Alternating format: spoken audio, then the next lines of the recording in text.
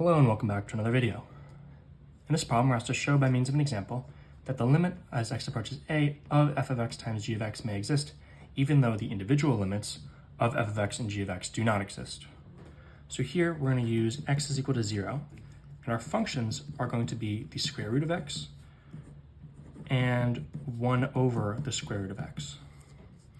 So the limit as x approaches 0 of f of x times g of x is equal to the limit as x approaches 0 of the square root of x times 1 over the square root of x. These cancel. This is just the limit as x approaches 0 of 1, which is just 1.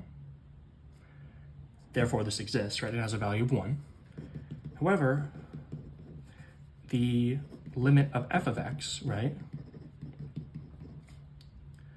The limit as x approaches 0 of the square root of x, this can't exist, because we would need to also take values that are approaching 0 from the left, right? So that'd be negative numbers, and you can't take the square root of a negative number, so therefore this does not exist because there's no values to even approach from the left side. Same thing with the limit of 1 over the square root of x, right? We'll still be taking values of x being plugged into the square root that are less than 0. Therefore, the limits of f of x and g of x as x approaches 0 do not exist, but the limit of their product does.